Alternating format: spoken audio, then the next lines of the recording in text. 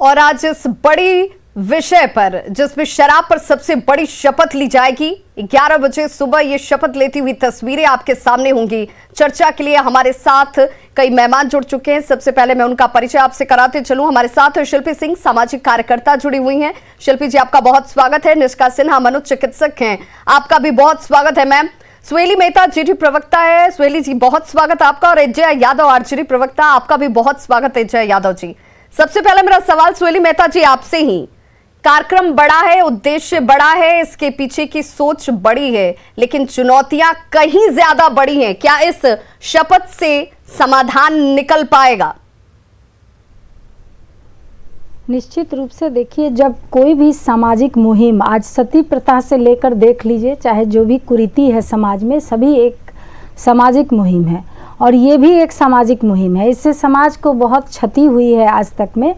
इसलिए मुख्यमंत्री जी का और पूरी बिहार सरकार का जो विज़न है कि शराब या नशा, किसी भी तरह के नशा से बिहार को मुक्त करना है, तो स्वाभाविक है विज़न बड़ा होगा तो सोच भी बड़ी होगी और कार्यक्रम भी बड़े होंगे और बार बार करने होंगे, तभी ये मुहिम सफल होगा और जो उद्देश्य है सरकार का, पूरे बिहार वासियों का, वो पूरा हो सकेगा।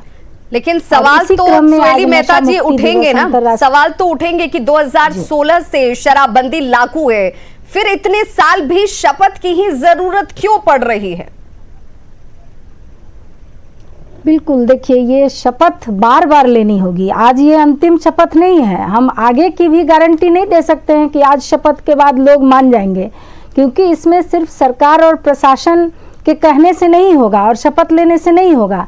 ये आम आवाम के भी मुद्दे हैं, इसलिए आम आवाम जब तक नहीं समझेंगे, बहुत लोग समझ गए हैं, कुछ लोग समझ रहे हैं, आगे और लोग समझेंगे। जब तक बार बार प्रहार नहीं होगा, इसका विरोध नहीं होगा शराब का, शराब जो पीने वाले हैं, जो पिलाने वाले हैं, जो छुप छुप कर सप्लाई करने वाले हैं, उन लोगों पर बार बार प्रहार नहीं होगा, तब तक ये उद्देश्य जो है वो हम प्राप्त नहीं कर सकते हैं।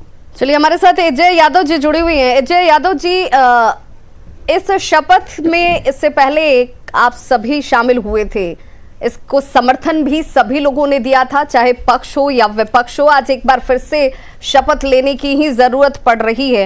हालांकि सुहेली जी कह रही हैं कि ये आखिरी भी नहीं है, इसके बाद भी लेना पड़े तो लिया जाएगा, क्योंकि इस शपथ के साथ सामाजिक जागरूकता आती है, लोगों की सोच बदलती है। लेकिन मैं आपसे ये जानना चाहती हूँ कि ये व्यवहारिकता के कितने करीब है?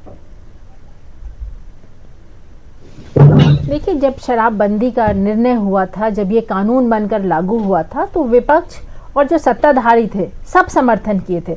बिहार एक ड्राई स्टेट बने, नशा मुक्त हो, तंबाकू मुक्त हो, गांजा मुक्त हो, सिगरेट मुक्त हो, शराब मुक्त हो, ड्रग्स मुक्त हो। ये कौन नहीं चाहता है? कौन नहीं चाहता है कि जो युवा है वो पढ़ाई पे ध्यान दे, भटके नहीं और आगे चल कर के कुछ करे।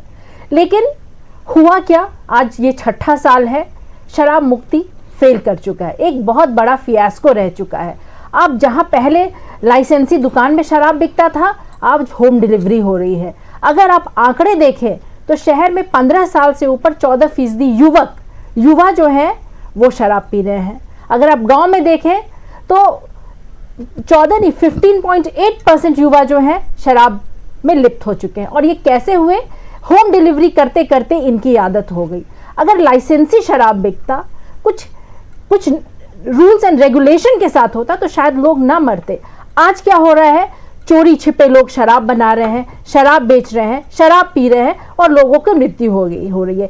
पिछले अगर आप 1.25 साल में देखें तो लगभग 125 लोगों की, जो सरकारी आंकड़े हैं, मृत्यु हो गई। तो इसकी जिम्मेवारी कौन लेगा?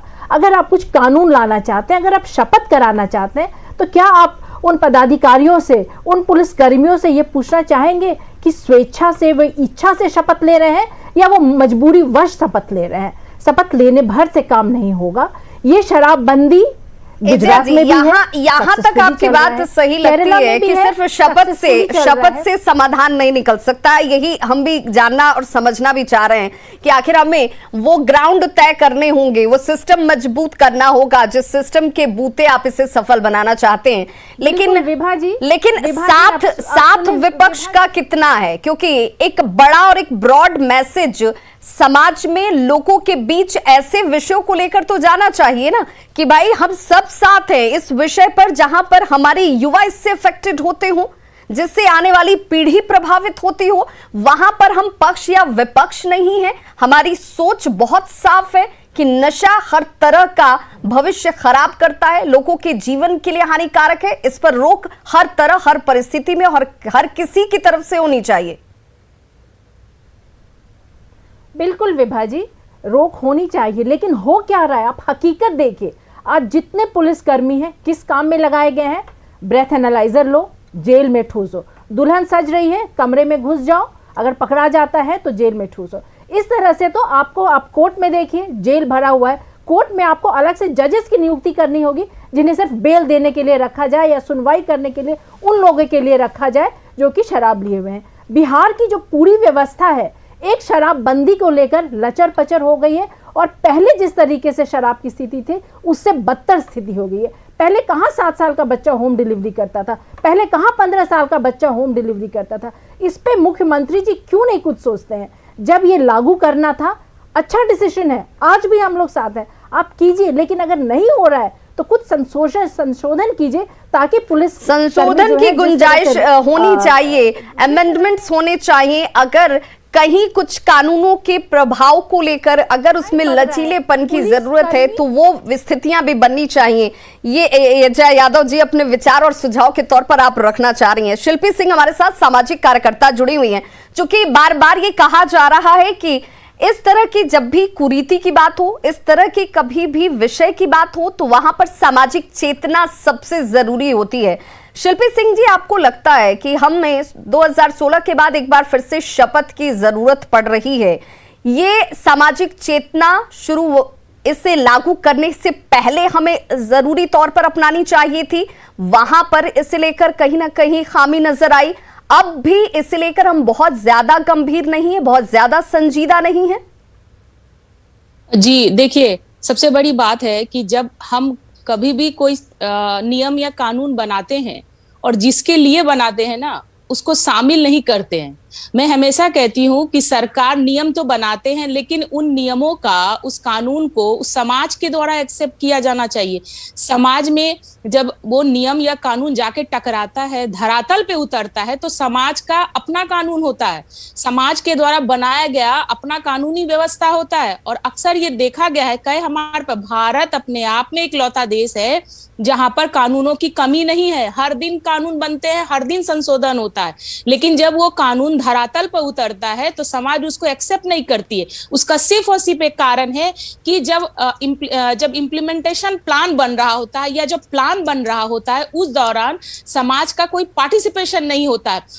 आप अगर समाज के द्वारा एक्सेप्टेंस की बात करते हैं तो समाज को आप शामिल भी करें ना। आप 4 लोग मिलके कुछ बना देंगे और उसको कहेंगे एक्सेप्टेंस के लिए। जब भी अभी वो गेस्ट कह रही थी, बहुत अच्छा कह रही थी कि आप कुछ संशोधन कीजिए ना। क्यों? क्योंकि ये जो युवा वर्ग है ना, उनमें एक बहुत गलत लत है, वो है क्विक मनी। अभी के समय कोई, हर आदमी चाहता है कि जल्द पैसा कमाना है, जल्द शोहरत कमाना, वो मेहनत नहीं करना चाहता है। तो महीना भर काम करके जो 200 रुपया कमाएगा, वो एक बॉटल में 200 रुपया कमा रहा है, पर डे की कमाई है। तो ये जो नव युवक है, ये जो युवा वर्ग है, वो इतना तेजी से क्यों शामिल हो रहे हैं? तो हमें ये सोचना चाहिए कि जब ये व्यवस्था थी तब युवाओं की क्या स्थिति थी, और ये जो व्यवस्था आज है तो युवाओं की क्या स्थिति है। और मैं जरूर गुजारिश करूंगी कि इस पे, इस नजरिए से बात होना चाहिए। बिल्कुल, इस नजरिए से